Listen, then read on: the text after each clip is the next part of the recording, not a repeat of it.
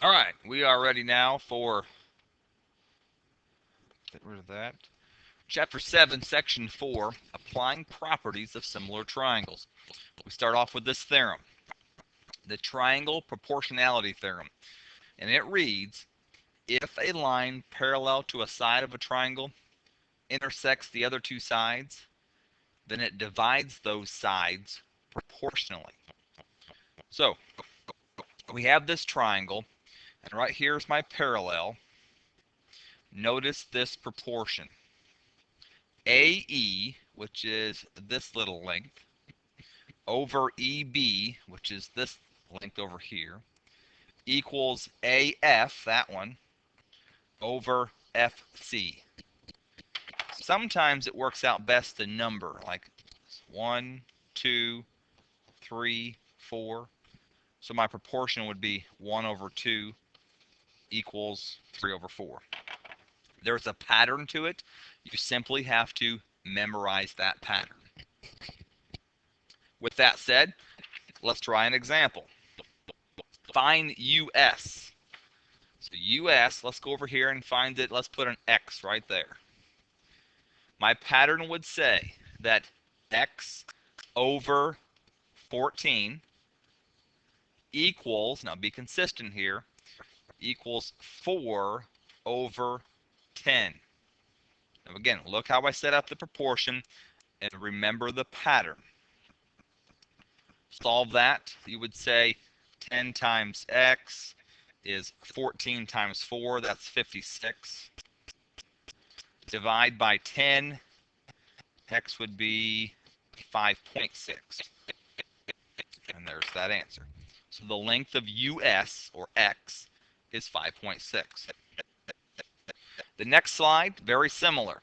Find PN. Well, P to N, let's put an X there. So I always like to start with the X. So X over 3 would equal 5 over 2. Cross multiply that. 2 times X equals 3 times 5, which is 8. Divide by 2, so X is 4. So the length of PN is 4. The next slide is another theorem, but it's the same thing, just reversed. It's the converse. And this one reads, if a line divides the two sides of a triangle proportionally, then it is parallel to the third side. In other words, if this much is true, then this line is parallel to the base. That's all it's saying. It's saying the same thing, just the other order. So my next slide is an example as that. Verify that DE is parallel to BC. So I'll put them in red. DE, BC. Are they parallel to each other? Well, I see these numbers, 10, 15, 8, and 12. Just start somewhere. Doesn't matter where you start. I'll start with the 10. 10 over 15 has to equal 8 over 12. Well, let's verify that. Let's cross multiply. If I go 10 times 12, that's 120. The other direction, 15 times 8, is also 120. They are equal, which means they are parallel. 120 equals 120. Hello. Next theorem. Need something from me? Okay, very good. Corollary, you're welcome. Corollary 743 is the two transversal proportionality. Remember way back in the beginning of the year, we talked about two parallel lines cut by a transversal. Now this theorem is not just one transversal, but rather two. It reads, if three or more parallel lines intersect two transversals, then they divide the transversals proportionally. Well, let's number. If you look at this proportion, AC, let's put a 1 in there, number that little length, over CE, that'd be 2. BD is 3, DF is 4. So in other words, 1 over 2 is 3 over 4 if you number it. Again, a lot of times it's easier to number things. This is just another theorem that has a pattern to it, and you have to memorize that pattern. Let's do an example. Suppose that an artist decided to make a larger sketch of the trees. In the figure, AB is 4.5, BC is 2.6, CD is 4.1, KL is 4.9. Find LM and MN to the nearest tenth of an inch. Well, we're going to do, since we need two answers, we've got to have two different problems. So I'm going to start with this 4.5. It goes with the 2.6. So I'm going to write 4.5 over 2.6 would equal this 4.9, and I'm going to call that next length from L to M, call it X. 4.9 over X. So picking up my calculator, 4.5 times X would equal 2.6 times 4.9. That's 12.74. Divide that by 4.5. I get about rounded 2.83. And that would be LM. So I'm going to put an LM right there. You know I got that one. Then the next one, I'm going to go ahead and put this 2.83 right there. The next one, I'm going to write this proportion. I'm not going to use the 4.5 or the 4.9. So I'm going to write 2.6 over 4.1. Now watch my pattern here. Equals 2.83. That's the answer I just got. Over MN, I'm going to call that Y. Again, notice my pattern. So I would have, where am I at? 2.6 times Y. Picking up my calculator. 4.1 times 2.83. That's 11.603. Divide that by 2.6. It's about 4.46.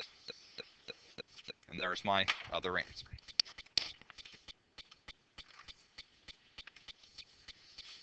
All right, we have another theorem, fourth and last one here. The previous theorems and corollary lead to the following conclusion. This is called the triangle angle bisector theorem.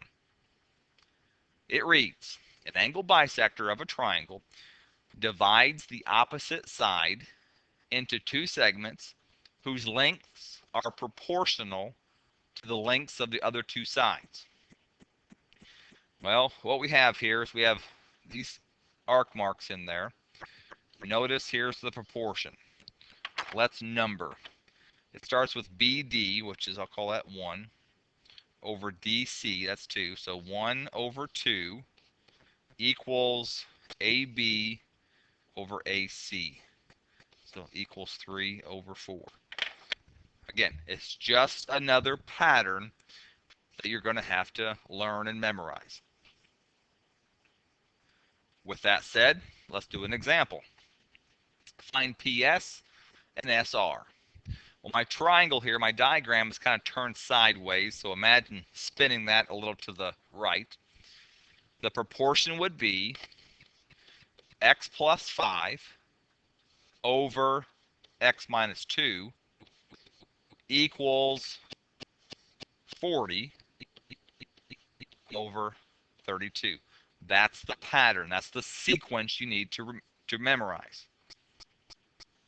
Cross multiply. Well, cross multiply with distributive property would give me 32x plus 160.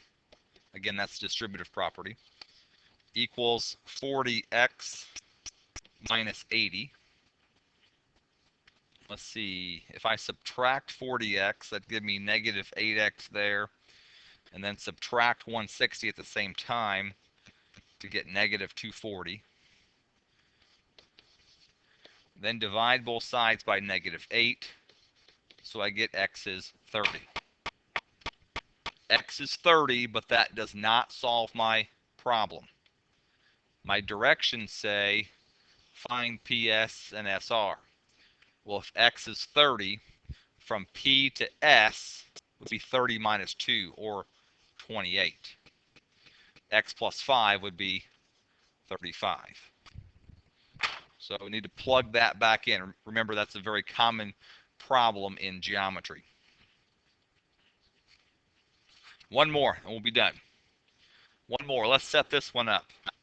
This pattern would have to be 4.5 over y over 2. It's a fraction, but it's okay. We'll fix that in a minute. Would equal 8 over y minus 2. Again, so there's my pattern, the pattern you have to have memorized.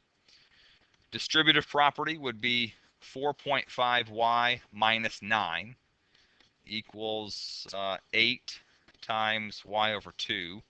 So I'll clean that up by going 4.5y minus 9, and that would be 4y, 8 divided by 2.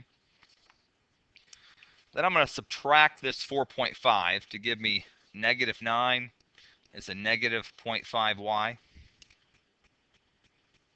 Divide by negative 0.5. That gives me 18. So y is 18.